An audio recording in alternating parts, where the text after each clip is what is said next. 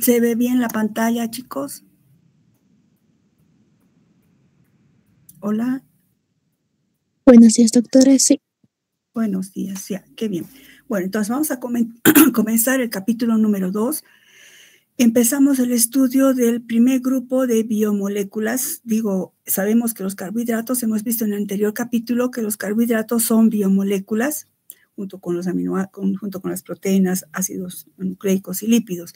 Son biomoléculas, pero incluyen un gran número de otro tipo de carbohidratos combinados, de estructuras más simples, etc. Por eso voy a empezamos este grupo de los hidratos de carbono como grupo de biomoléculas del campo de los hidratos de carbono.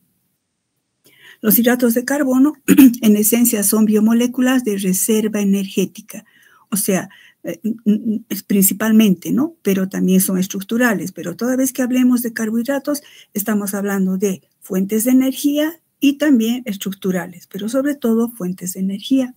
Vemos así, por ejemplo, que abundan en los alimentos, con los cereales, etcétera, también en la miel, y vamos a ir viendo sus estructuras para poder entender mejor su función. Les he puesto unas cuantas competencias, estoy sustituyendo un poco por objetivos. Al finalizar el capítulo, ustedes tienen que estar capacitados o tener las siguientes competencias. Ustedes se puede observar que explican los principios más importantes que rigen el funcionamiento de los hidratos de carbono.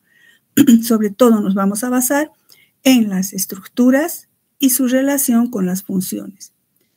Ustedes tienen que poder establecer las funciones biológicas más importantes con base en la clasificación que vamos a ir viendo y la estructura química. A su vez tienen que poder explicar las principales reacciones de los hidratos de carbono, pero sobre todo vamos a hacer énfasis en las reacciones químicas de trascendencia biológica. Tal vez en química orgánica ustedes han visto algunas reacciones de los carbohidratos, sobre todo monosacáridos.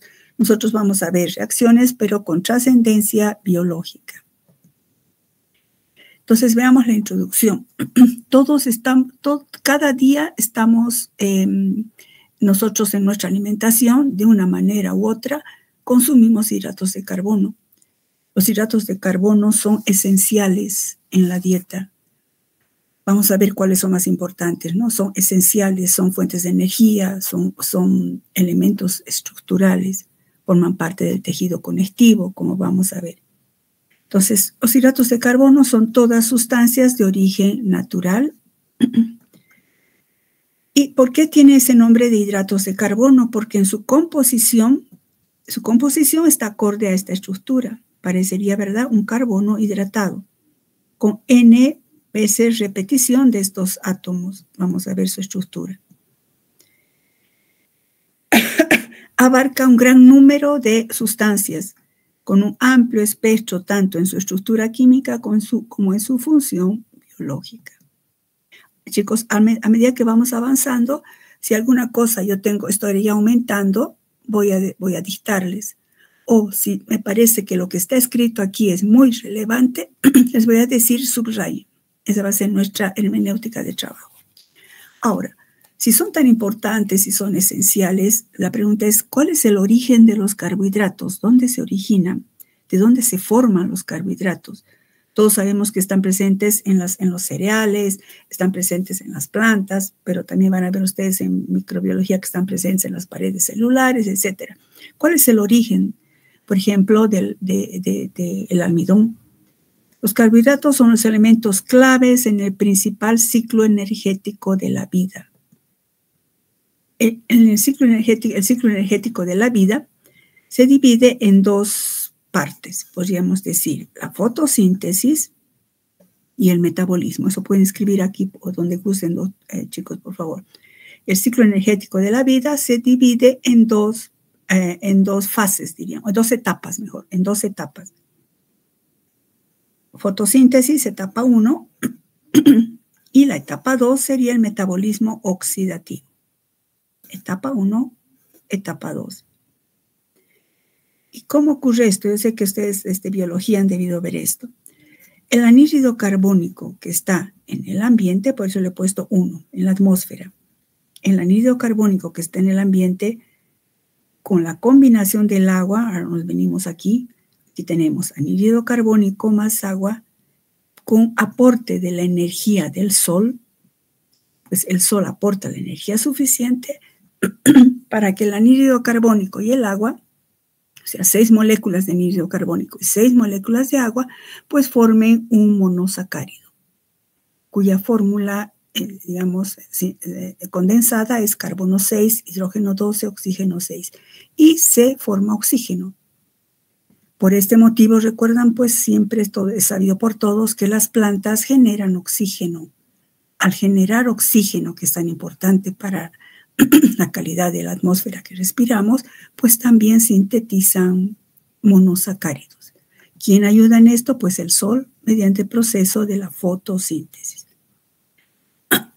Si nos vamos al esquema entonces vemos que el anhídrido carbónico más agua por acción de la luz solar o energía solar ha formado un monosacárido más oxígeno. Ahora, estos monosacáridos, escriban ahí, los monosacáridos se acumulan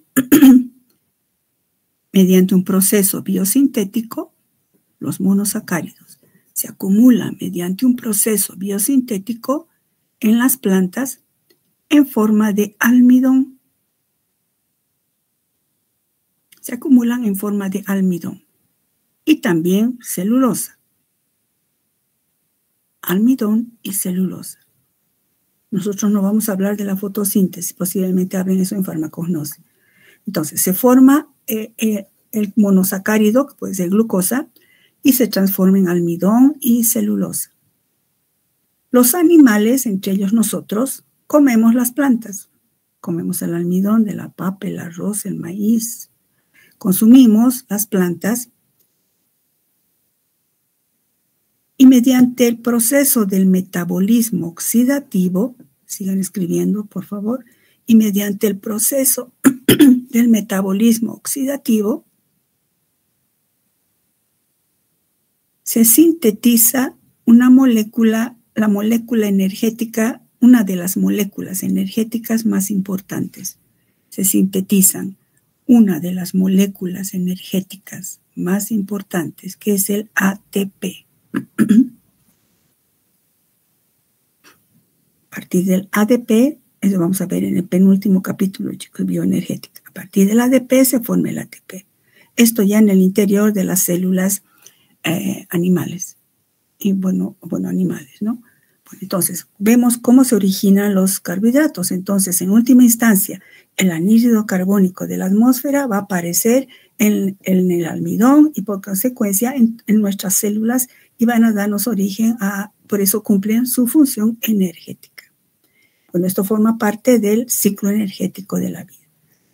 ¿Está claro, chicos? Si hubiese alguna duda, pregunten. Esta es una reacción sumamente resumida que también tal vez la conocen. En Bioquímica 2 ustedes van a ver que esto forma más o menos casi unas 10 ecuaciones de cómo se forma esto. Nosotros en bioenergética también vamos a hablar un poco más de esto. Resumiendo, entonces el origen es en el ciclo energético de la vida se forman los carbohidratos. ¿Quiénes forman inicialmente los carbohidratos? Pues las plantitas.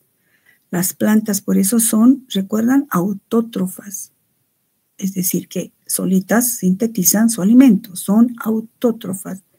Nosotros y otros animales no somos autótrofos, somos heterótrofos. O sea, nosotros no nos podemos parar en el sol, así vamos a sintetizar glucosa, pues no. Nosotros dependemos de las plantas para tener y formar estos carbohidratos que en última instancia nos van a dar energía. Plantas autótrofas, animales heterótrofos. Bueno, ese es el origen de los carbohidratos. ¿Qué funciones cumplen los carbohidratos? Pues los carbohidratos nos dan o proporcionan la mayor cantidad del carbono y energía para la síntesis de biomoléculas muy importantes como cuáles, proteínas, ácidos nucleicos, lípidos y otros carbohidratos. Fíjense que recuerdan que hemos visto que las proteínas son biomoléculas, los ácidos nucleicos son biomoléculas, los lípidos son biomoléculas. Y entonces, los carbohidratos son precursores de otras biomoléculas. Esto nos indica la participación, ¿verdad?, del ciclo energético en la biosfera. Entonces, los carbohidratos son la principal fuente de carbono, nos dan energía y a su vez garantizan la biosíntesis de estas importantes biomoléculas, proteínas, ácidos nucleicos, lípidos y otros carbohidratos más complejos que vamos a estudiar más adelante.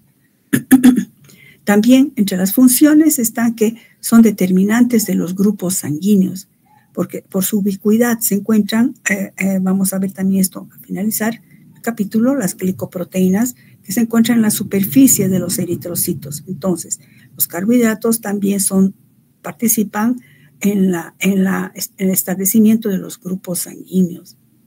Lubrican las articulaciones óseas, vamos a ver más adelante. Son importantes en la formación del líquido sinovial. Algunos polisacáridos que se encuentran en la superficie celular y que están unidas a proteínas forman los famosos e importantísimos receptores celulares. Los receptores celulares se encuentran en la superficie de las células y entonces son los que son parte de la comunicación celular que vamos a ver más adelante. Entonces, fíjense cuán importante. No solamente son fuentes de energía, también participan en determinar los importantes grupos sanguíneos que salvan la vida, ¿verdad? Forman parte de moléculas que lubrican las articulaciones, que nos permiten el movimiento. Forman parte de importantes moléculas que son los receptores celulares, que participan en la comunicación celular, comunicación con hormonas, etc. Entonces, así como tienen tantas funciones, ¿verdad? Vemos que tienen varias funciones, pues también tienen varias estructuras. Y nuestro principio, recuerda, el principio de la bioquímica, hemos dicho que es la relación entre la estructura y la función. Pues es importantísimo ver su clasificación. Son tantos, entonces, ¿cómo se clasifican? El criterio de clasificación, chicos, subrayen esto. Criterio de clasificación es la estructura química. O sea, siempre vemos un criterio, ¿verdad? ¿Cómo se clasifican los seres humanos? ¿Qué criterio? Criterio sexo, hombre y mujer. Criterio altura, altos y bajos. Bueno, en este caso el criterio de clasificación es la estructura química. Desde ese punto de vista, entonces, tenemos a los monosacáridos, a los oligosacáridos y a los polisacáridos. Los mono, como indica etimológicamente su nombre, mono significa uno, pues son los más simples, son componentes monoméricos. Luego tenemos los oligosacáridos. Los oligosacáridos resultan de la unión de dos o varios monómeros. Generalmente son de 2 a 10.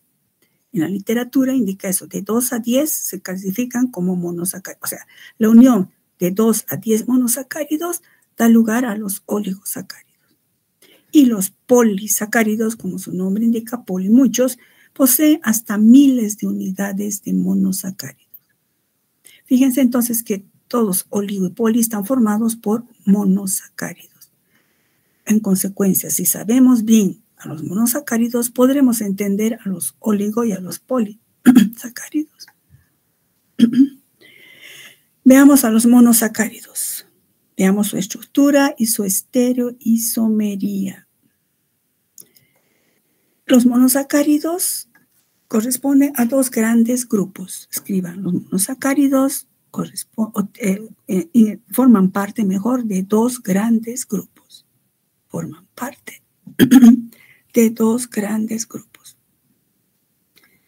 Es decir, pueden ser aldehídos o pueden ser cetonas. Fíjense, aldehídos subrayen, cetonas subrayen, para que se acuerden. Y entonces pueden ser polihidroxialdehídos, es decir, que tienen muchos grupos oxidrilo, pero son aldehídos, muchos grupos oxidrilo, y se denominan aldosas. Y si tienen muchos grupos oxidrilo, pero tienen la función cetona, serán las cetosas. Entonces, fíjense que en los monosacáridos predominan dos grupos funcionales, el grupo carbonilo-aldehídico y el grupo carbonilo-cetónico y el grupo oxidrilo. O sea, dos grupos, quiero decir, oxidrilos y grupos carbonilo.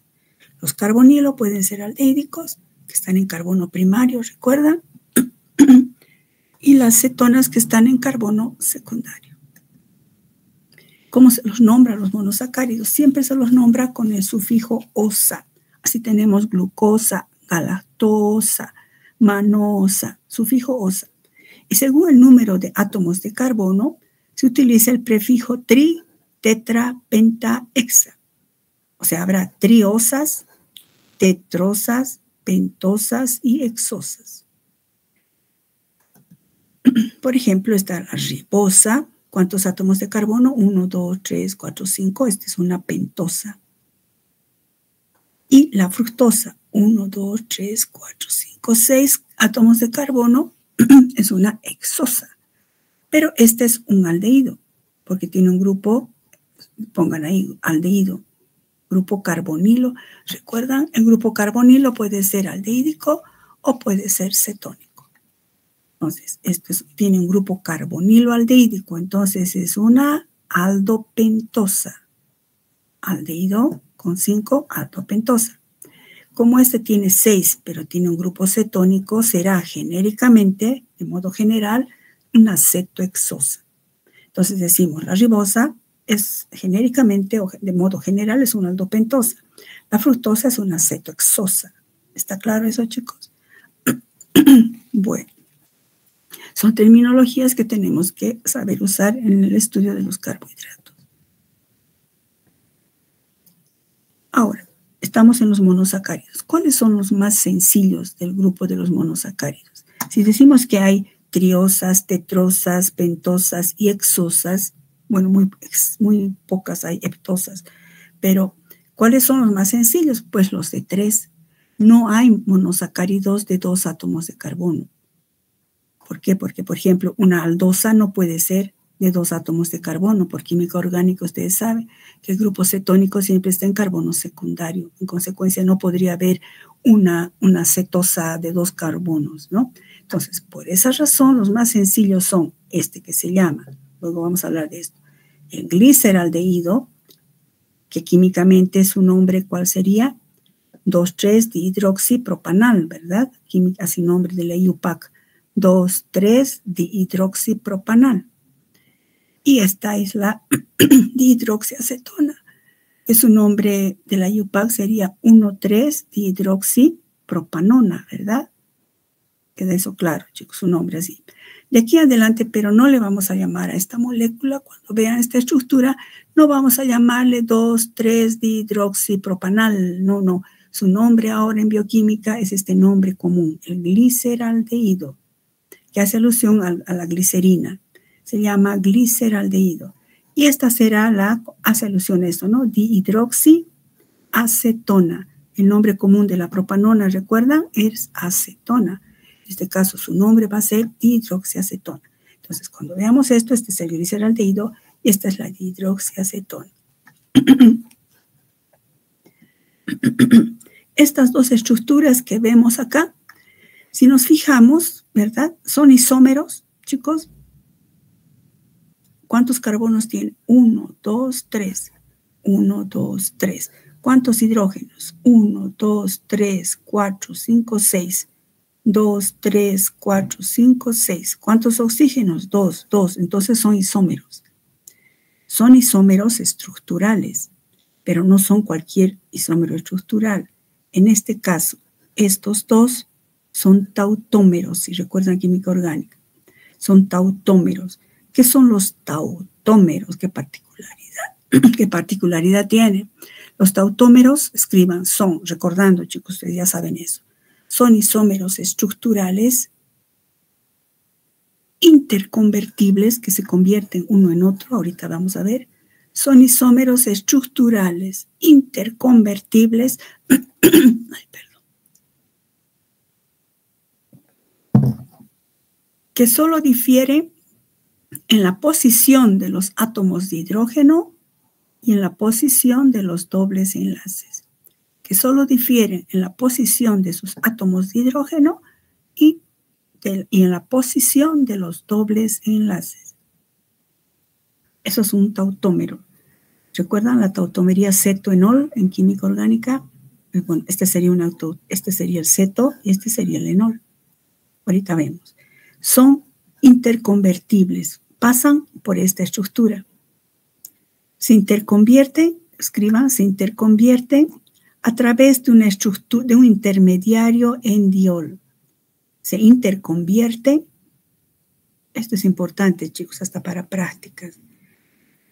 Los aldehídos y las aldosas, perdón, y las cetosas, escriban, las aldosas y las cetosas se interconvierten pasando por un intermediario en diol. En diol. En diol. ¿Y por qué se llama en diol? ¿Recuerdan química orgánica?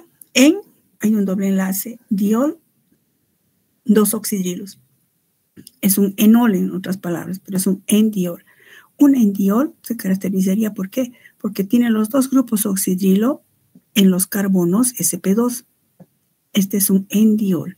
Entonces, un gliceraldehído se puede transformar en dihidroxiacetona pasando por esta estructura sumamente importante que vamos a ver en práctica.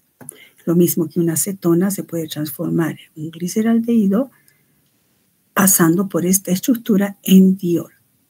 ¿Y de cómo se forma esta estructura en diol? Les he puesto un poco para recordar química orgánica. Este es recordar, pero aplicable netamente a bioquímica. Este es el gliceraldehído. Entonces, si ustedes recuerdan la química de los aldehídos, porque aquí vamos a repasar la química de los aldehídos, porque repito, los monosacáridos son o aldehídos o cetonas, su principal grupo funcional, y también tiene el grupo oxidrilo, ¿no? Bueno, el grupo carbonilo, ¿recuerdan? Este enlace está polarizado. En el capítulo 1 hemos recordado que es un enlace polar. El oxígeno es más electronegativo, fíjense en mi cursor, el oxígeno es más electronegativo que el carbono. Y entonces, ¿qué pasa? El oxígeno, ¿a qué tenemos esto? El oxígeno, más electronegativo que el carbono. Recuerdan, por efecto inductivo, si este oxígeno es más electronegativo, fíjense en mi cursor, esto atrae los electrones hacia el oxígeno, que se transmite a este enlace. Aquí también va a atraer los electrones hacia el oxígeno y también acá. Y entonces este pobre hidrógeno tiene propiedades ácidas. Entonces, esta será pongan ahí, acidez de hidrógeno alfa, orgánica, chicos. acidez de hidrógeno alfa. Este es el hidrógeno alfa, ¿verdad? Posición alfa. Acidez de hidrógeno alfa. ¿Qué sucede? Al ser ácido este hidrógeno, al ser ácido este hidrógeno, como esto está parcialmente positivo, parcialmente negativo, el oxígeno va a atraer a este hidrógeno. Bueno, está así. El oxígeno salta este par de electrones acá, se carga negativamente y entonces este carbono se va a cargar positivamente. Al estar cargado negativamente este oxígeno, atrae a este hidrógeno y va a formar esto. Aquí está, se formó un oxidrilo, el carbono está como carbocatión y este carbono al perder este hidrógeno como protón queda cargado negativamente. Y entonces la carga negativa va a ir a neutralizar esta carga positiva y de esa manera forma este doble enlace. Y así se ha formado el intermediario en diol. ¿Está claro, chicos? Si quieren, repito. El grupo carbonilo, al ser polarizado, está el carbono parcialmente positivo, el oxígeno parcialmente negativo. Entonces, ¿qué pasa? Recuerdan, orgánica, salta un par de electrones, el oxígeno se carga negativamente, y como este hidrógeno, por efecto inductivo, tiene propiedades ácidas, va a ser atraído por esta carga negativa, formando este oxidrilo. En consecuencia, el carbono quedará como carbocatión, y este carbono como un carbanión. No puede estar así, inmediatamente le cede su par de electrones y forman un doble enlace. ¿Recuerdan? Todo tiende a la estabilidad. Se forma así un intermediario en diol. A su vez, nuevamente, ¿qué sucede? No se queda así, este es inestable. Los endioles son inestables, son intermediarios, ¿recuerdan? En las reacciones. Entonces, estos son electrones pi, ¿recuerdan? Del doble enlace. Los electrones pi tienen avidez por electrones, pues entonces atraerán a este hidrógeno, que también es un enlace polarizado, y se formará finalmente esta estructura. ¿Qué es esto? Una cetosa. Entonces, al venir este hidrógeno acá, sería este hidrógeno 2, y al irse esto como protón, aquí queda un enlace, y este enlace se viene aquí con el hidrógeno, y este viene aquí a formar el doble enlace, que a su vez es reversible, ¿no? Ahora, este intermediario en diol, anoten aquí por favor, la formación del intermediario en diol,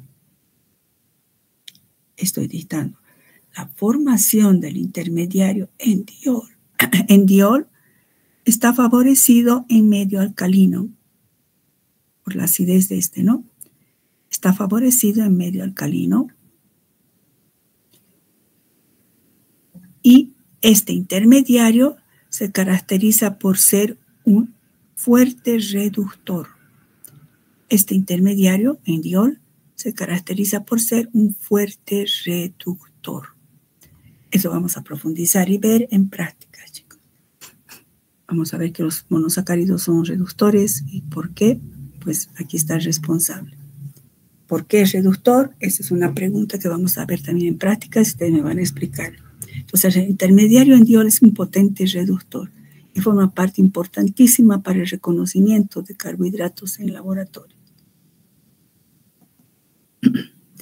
Ahora, eso hemos visto las características, bueno, de los monosacáridos, ¿verdad? Ay, caramba. Bueno, los monosacáridos presentan estereoisomería. ¿Recuerdan la estereoisomería? Ustedes han estudiado en Orgánica 2. Estéreo significa espacio, isomería, ¿no? Que igual estructura y diferentes, igual fórmula molecular, diferente estructura. Pero en el campo de los monosacáridos en bioquímica tomó un interés importantísimo. Todos los monosacáridos, todos, excepto la hidroxiacetona, son quirales. A ver, cuando hablamos de estereoisomería, recuerdan, hablamos de la quiralidad de las moléculas. Recuerdan, quiral viene del griego keir, mano, la mano, ¿no? Nuestra mano se llama keir. Si ustedes se fijan, sus manos son asimétricas. Quiral significa asimetría, como recuerdito pongan ahí. Significa quiral o quiralidad significa asimetría. Nuestras manos son lo más asimétrico que tenemos a la mano, valga la redundancia.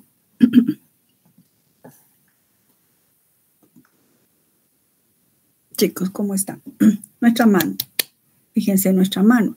A ver, pártanla la mano, divídanla, divídanla imaginariamente longitudinalmente. Este lado no es igual a este. Divídanlo transversalmente. Lo de arriba no es igual a lo de abajo. Divídanlo en diagonal como quieran. Es totalmente asimétrico. De ahí viene el nombre de quiralidad. De ahí viene ese nombre.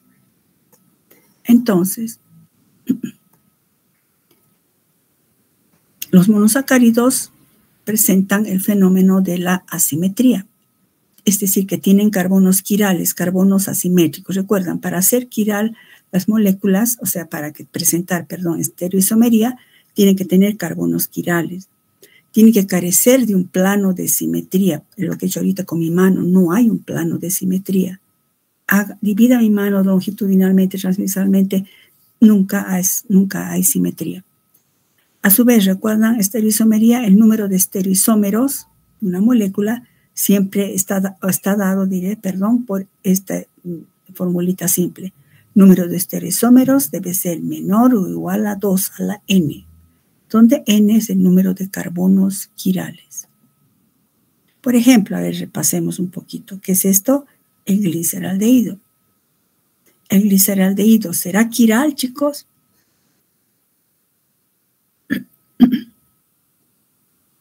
Bueno, en todo lado, ¿qué tipo de estructura he escrito aquí, chicos? ¿Cómo se llama esta estructura que he representado acá? No cambiaré. ¿Cómo se llama esta representación? Chicos, yuhu. ¿Cómo se llama esta representación? De gliceraldehído. El gliceraldehído, pero ¿cómo se llama esta representación con líneas así? Representación de Fischer, ¿ve, chicos? Fischer, F-I-S-S-H-E-R, Fischer. Es una representación de Fischer.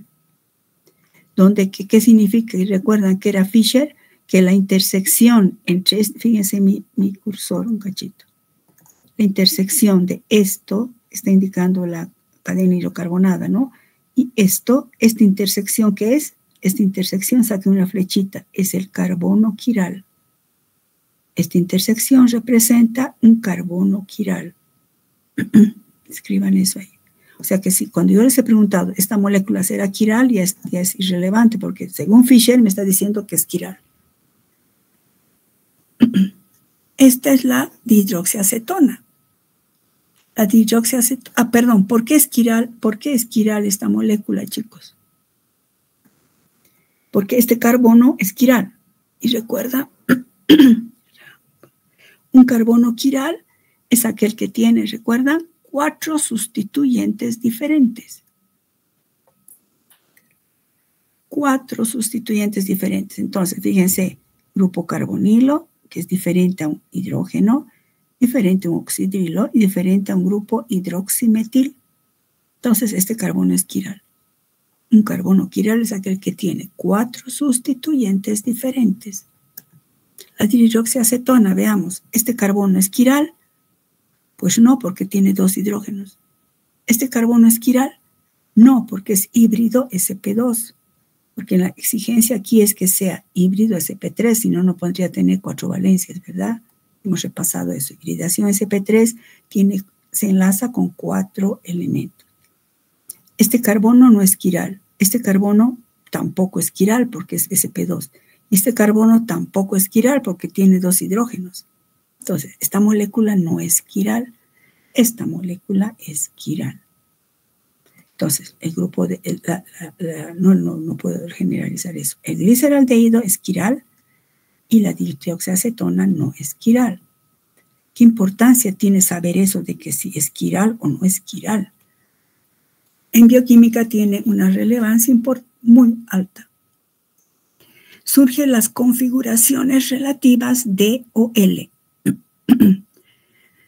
Se refiere, cuando hablamos relativa, es que hace relativa o relacionada al gliceraldehído que se toma como molécula modelo.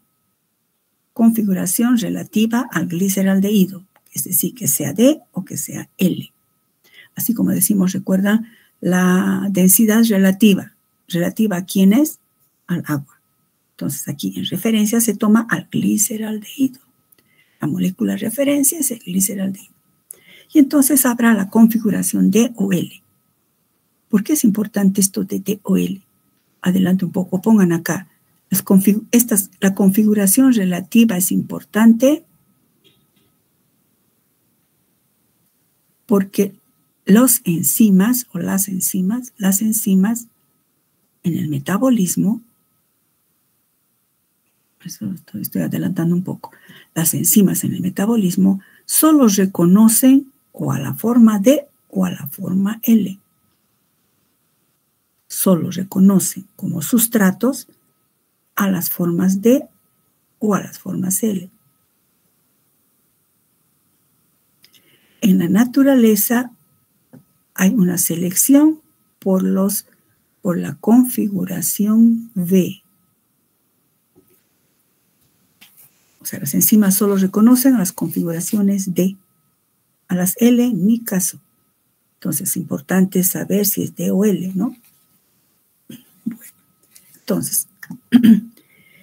entonces se refiere a la configuración relativa D o L, se refiere respecto al gliceraldehído. Este es el gliceraldehído, este también es gliceraldehído. Pero este tiene el oxidrilo del carbono quiral, lo tiene a la derecha. En cambio, esta representación, que también es gliceraldehído, tiene el oxidrilo a la izquierda. Entonces, si este tiene el oxidrilo a la derecha, se denominará D. Y si tiene un carbono quiral, escriban aquí por favor, si la molécula tiene un carbono quiral, donde quiera escriban, no sé chicos, Si la molécula tiene un carbono quiral, mostrará actividad óptica. Si la molécula tiene un carbono quiral, mostrará actividad óptica. Entre paréntesis pueden poner, será ópticamente activo. Será ópticamente activo.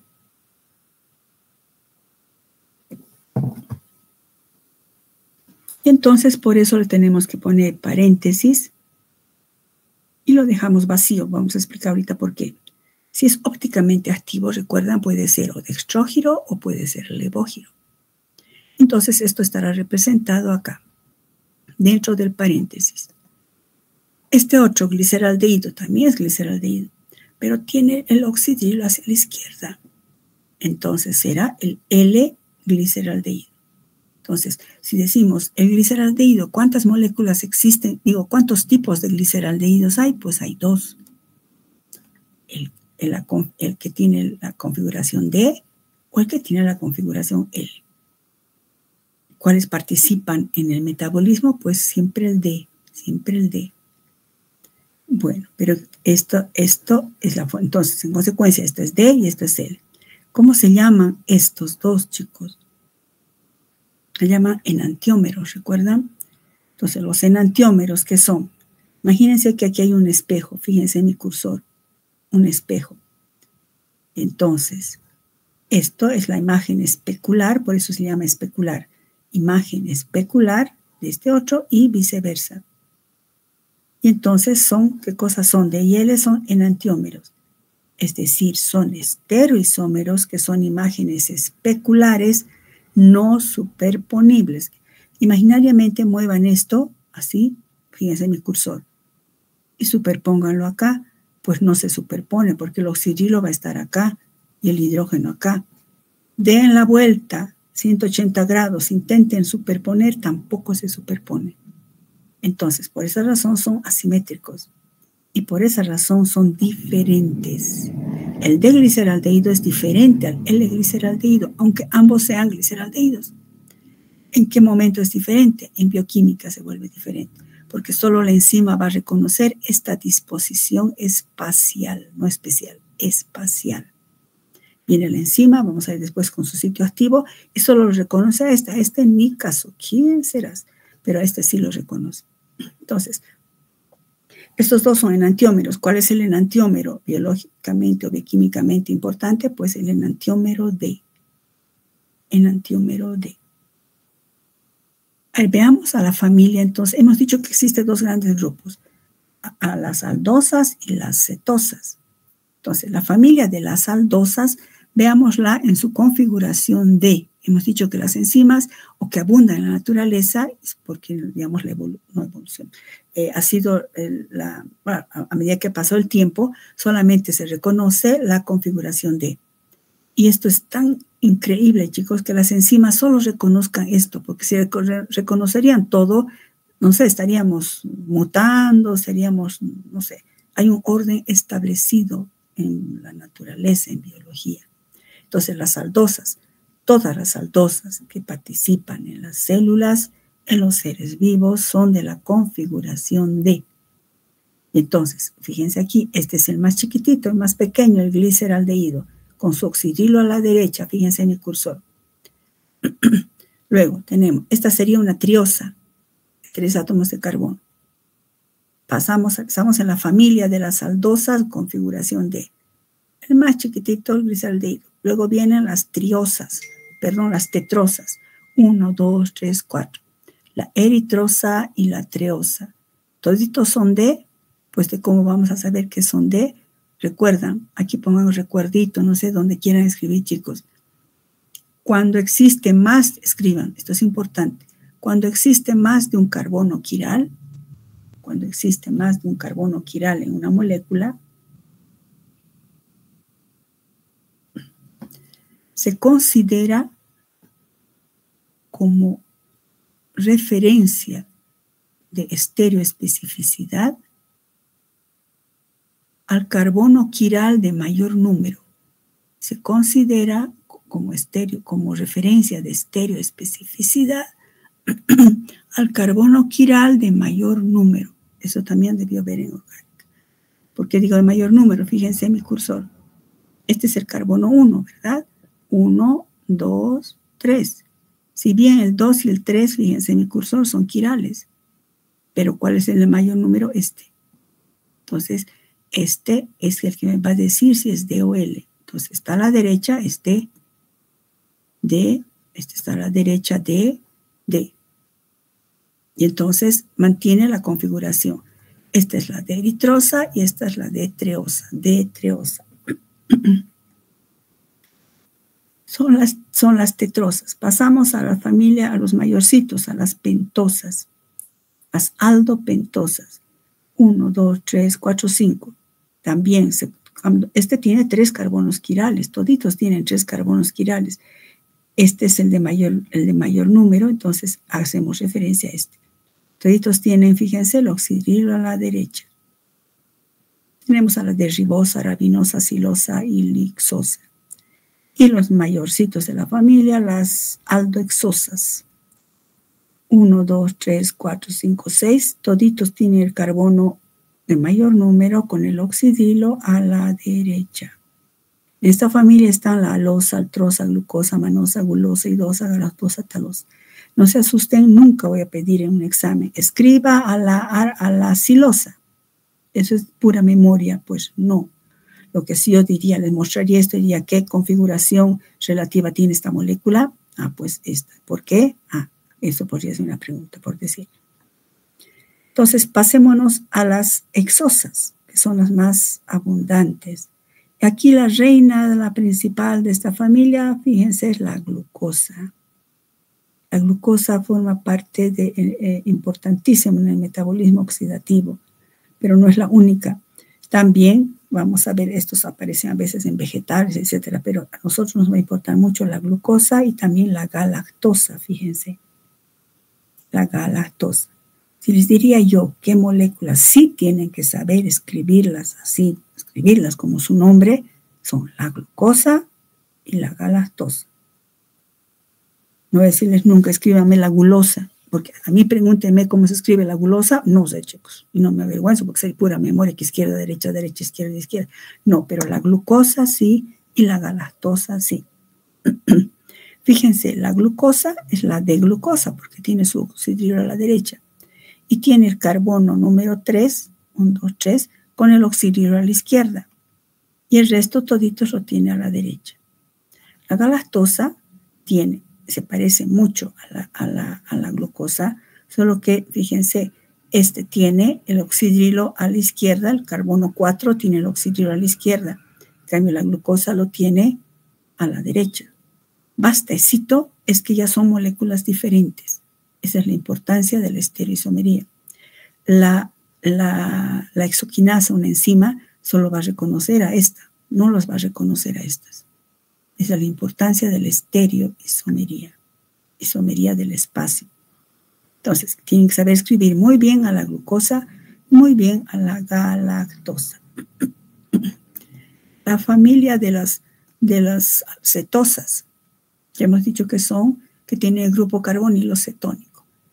El más chiquitito, el menor, es la dihidroxiacetona, que por sus características no es quiral, ya sabemos por qué. El siguiente, la eritrulosa, que ya es de 1, 2, 3, 4. Esta eritrulosa sí es quiral ya. Fíjense, 1, 2, 3, 4. Este sí es quiral. Este oxidrilo está a la derecha. Igualmente en las cetopentosas, 1, 2, 3, 4, 5. Es oxidrilo a la derecha, oxidrilo a la derecha. Y de estas tenemos las cetoexosas, 1, 2, 3, 4, 5, 6. Las cetoexosas que tienen el oxidrilo a la derecha. Me refiero al oxidrilo del carbono quiral de mayor número. 1, 2, 3, 4, 5, 6. Recuerdan, en Fischer se escribe siempre el grupo funcional lo más arriba posible.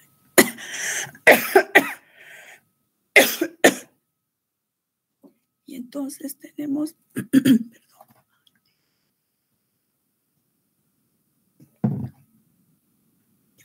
esta familia, sí quiero que sepan escribirme. Perdón, chicos, antes aquí. De esta familia les he dicho que me tienen que saber escribir muy bien a la glucosa y a la galactosa, pero también al gliceraldehído.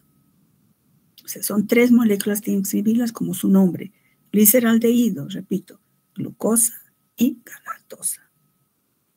De la familia de las cetosas, pues tienen que saber escribir muy bien a la dihidroxiacetona y a la fructosa. No me interesa más. Y por favor, es fructosa. Me dicen fructuosa. Doña Fructuosa, ¿quién será? Esas 2 moléculas tienen que saber escribir.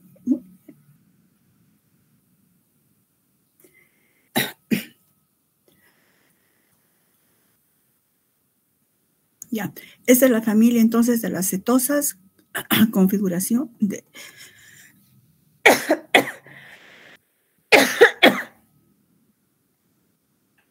Ya chicos, vamos a quedar acá. Espérenme, vamos a quedar acá.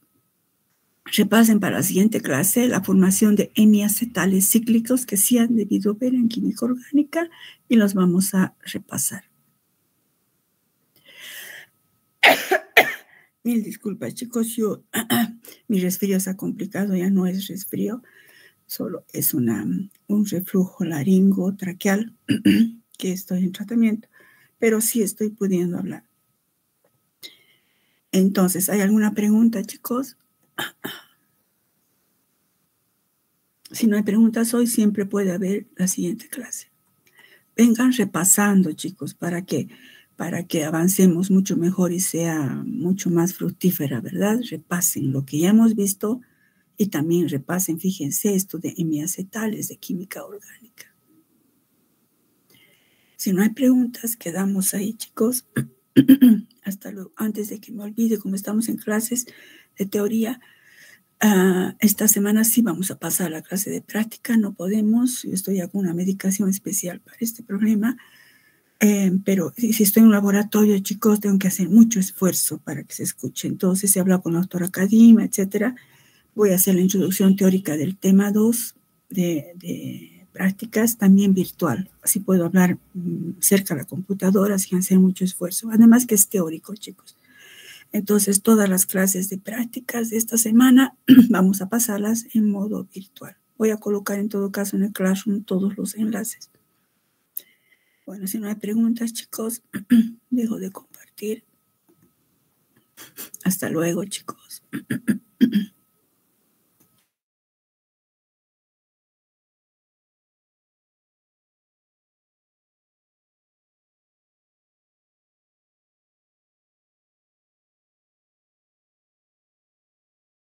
Gracias, sus corazoncitos, chicos. Hasta luego.